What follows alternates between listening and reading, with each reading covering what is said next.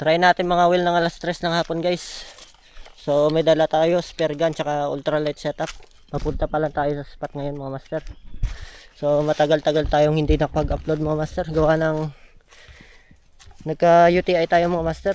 So ngayon medyo okay na yung pakiramdam natin. Sana meron tayo madali ngayon. Alas 3 guys ng hapon. Medyo kalma yung dagat ngayon mga master. Nag-uumpisa pa lang mag-low tide. Bababa na tayo dyan. Kapit tayo sa lubid. Ito yung spot mga master.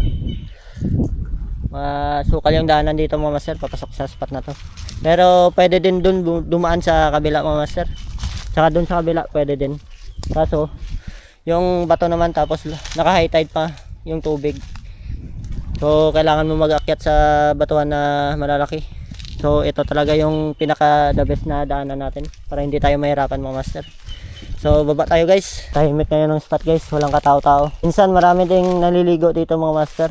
Yung daanan na to is basa to mga master, is sobrang dulas. So sa mga pumupunta dito, mag-ingat na lang mga master. Mag-latarsan tayo ngayon mga master. May lubid dito para papunta dun sa ibaba.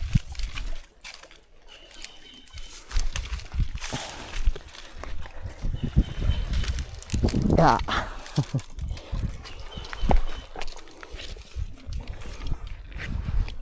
Tarsan yarn. Tarsan yarn.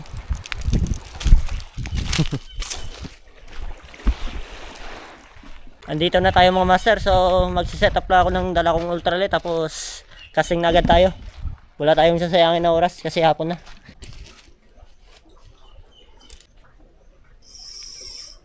So gagamitin natin pain mga master. Ito 5 grams. Yan 5 cm 5 grams mga master. Rainbow color. Subukan natin i-hagis dyan. Tapos na tayo guys. Hagis tayo. Sana merong isda mga master. So try natin dyan. Dyan muna tayo sa kabila. Sana may mapakagat tayo mga master. May mga angler din dyan sa kabila mga master. Mga kakilala natin na mga angler. Shoutout sa Hokset Republic ng Guimaras Province mga master.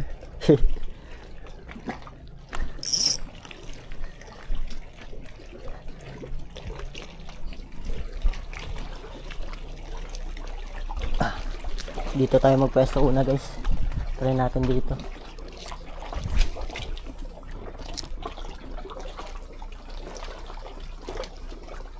Fishy.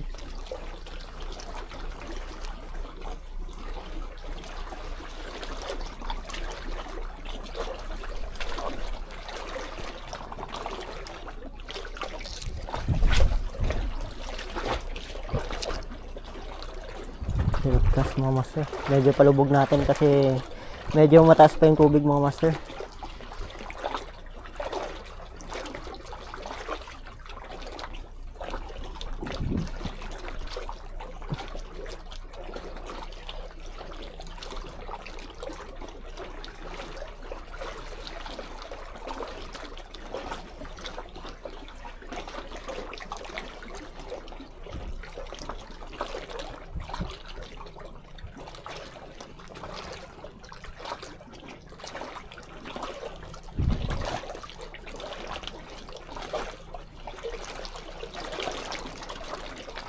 Kita akong one spot mga master, sumusunod.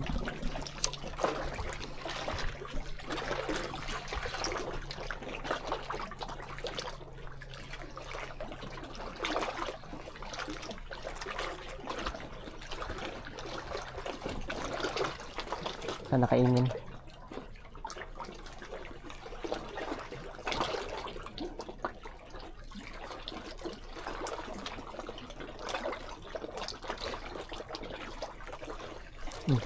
Dali mga master. GT Tiki mga master. Akala ko kanina one spot guys. Ito pala yung sumusunod. Tiki pala to.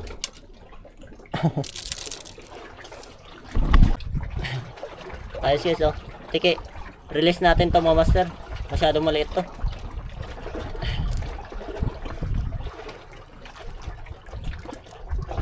Ano? Tiki mga master.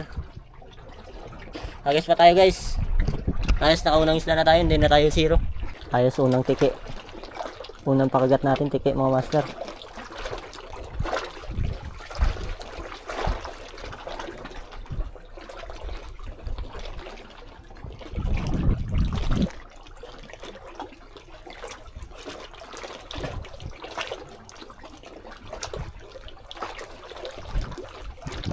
Lipat tayo sa kabila guys.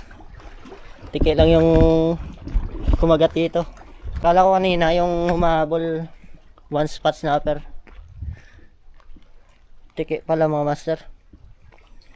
Madulas yung daanan dito mga master. At maraming mga tipak ng bato na galing dyan sa itaas mga master. Ayan. Napaka-delikado dito mag-fishing. So sa mga pumupunta dito, tanaw-tanaw kayo sa itaas mga master, baka mahulog yung mga malaking bato.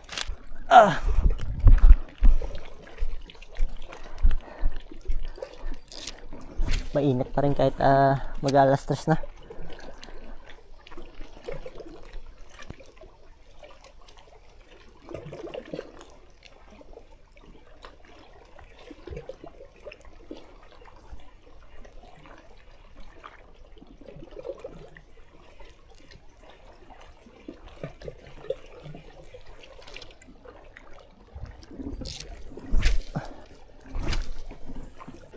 Wala kumakagat mga master.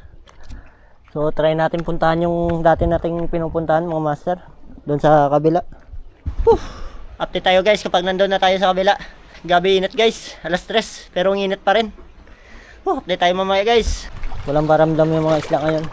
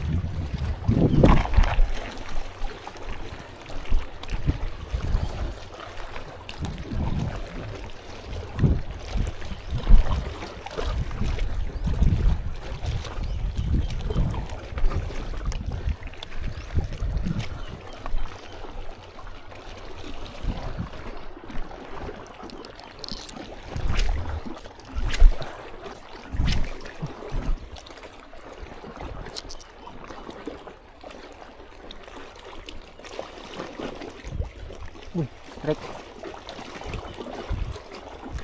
Dali mga master. Dali.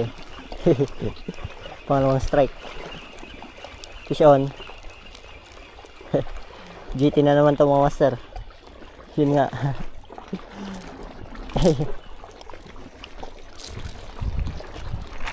GT pa rin.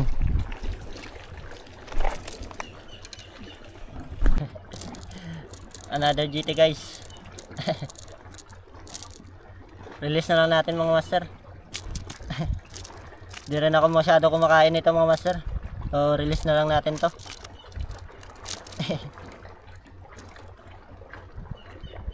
Medyo malaki na sana mga master oh. Puro GT. Nakadalawang GT na mga master. Release natin to. Dito natin pakawalan sa kabila. Woo! Ayun o. Ayun siya.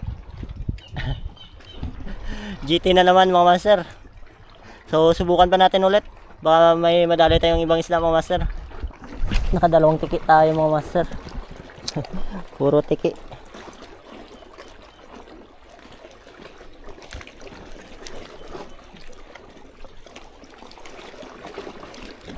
Pag tinalian tayo ng good size, kukunin natin mga master, good size na isda.